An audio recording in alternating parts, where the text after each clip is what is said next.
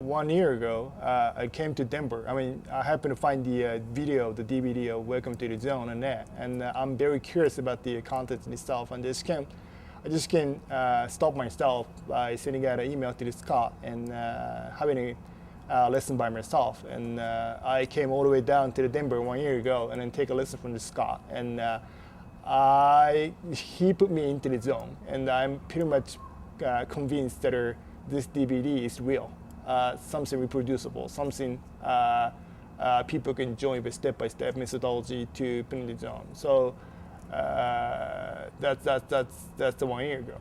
Now I came back to the Denver again 1 year later, and my Japanese version of the DVD pretty much ready. I really want to be convinced one more time what's the scientific approach behind it. And also I want to experience the zone itself by Scott himself. Teaching the zone lesson to me, and I very much convinced that this methodology is for real. So I really proud of introducing the methodology to Japanese customer.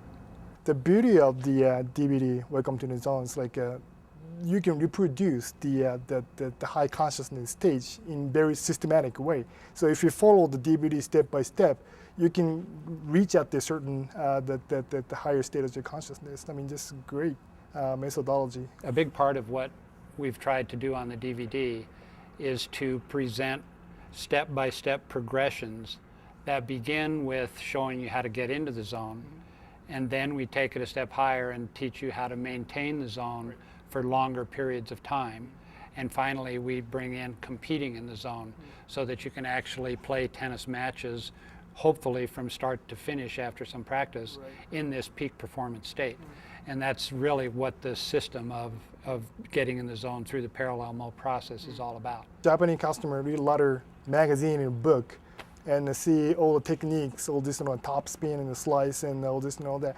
And also that are the typical Japanese tennis lesson, like if the tennis coach is feeding the ball and then all the 12 students are hitting back and forth and all this and all that. But this lesson pretty little much add more additional aspect of those fundamentals and they getting used to it. So would you like to make a comment on that? Sure. I think one of the best aspects of the parallel mode process is that it doesn't interfere with any techniques, any strategies, any methodologies that other people have taught your players. It's actually an add-on to whatever anybody has learned. So beginning players can use this, intermediate level players, advanced players, all levels of players with all different techniques can actually learn to utilize this to perform those techniques at a higher level. And that's really what this is about. So it doesn't take anything away from what they've already learned, and it's not about doing something differently other than using your mind a little differently and using your eyes a little differently. So that part, you're still using the same strokes, you're still using the same strategies, but you're just using your mind differently. All of this, the DVD, the Welcome to the Zone, and the methodology itself is proved by all the scientific proof, all this and all that. But the result is very much inner joy, like within you, like pretty much secure, satisfied. You don't need to know how to hit the ball, all this and all that. That's pretty much the beauty of it. You want to make a comment on that? Sure. Almost everybody who has learned how to play tennis in the zone has had something to say that's very similar to what you just said. About this inner joy that they have and about how they really go out now and play tennis for different reasons than they did before, whereas before they might have gone out to play tennis to just beat their opponent or to get glory for themselves or to boost their ego or to just win. Now when they learn how to play tennis in the zone, there's a whole different thing that happens with them when they go out to play. And it really gets down to the sort of the heart and soul of the game of tennis, of what's really important of me and this game of tennis becoming one. And that's the sense that you get when you really have this enjoyment of the game. You're not playing the game for any reason other than to just play the game and to just enjoy the game.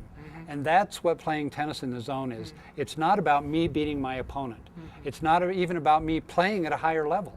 It's just about me becoming one with the game and performing at my highest ability that day. And it might be higher the next day, it might not. But I know each time I go out and I get in the zone that I'm going to have this inner joy. And that's why I go out and play anymore. I don't go out to play to compete to beat anybody. Right. It has nothing to do with why I play. I go out to get in the zone and stay there as long as I can. Okay. And that's a practice that I've developed over the years that allows me to get this same inner joy in my experience that you have in your experience. Right. So in that sense, you and I are very much the same when we're in the zone. That experience that we have is Takeshi at one with the game of tennis, and it's Scott at one with the game of tennis. Right. And that experience is similar all over the world. Everybody who plays the game of tennis can have that experience. And if you and I are hitting together like we were today, there was no competition involved. Yeah. It was just you being in the zone and me being in the zone and us exchanging the ball back and forth and having a great time doing it. Strictly for the sake of the game. So what makes those two player difference between those two? Like one who really much appreciated zone and the one doesn't understand its zone. Okay. What's the difference between those two? Okay. I think there are players who really love this. And then there are players on the other side who don't like it at all.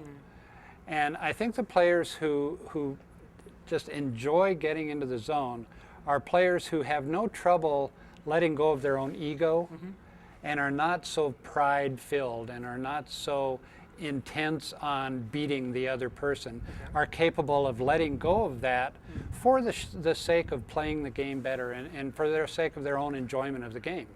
Now, some of those players can do really well in high-level competition, and there are other players who feel that you can't play well if you let go of this need to win and this desire to win, and I have to beat the other player. There's players who will not like this program if that's their attitude.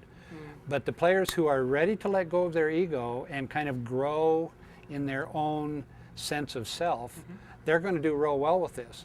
The players who are very self-conscious and who only are playing to win, and they will do anything to win except let go of the need to win, they're not going to do well with this, and they probably won't like it.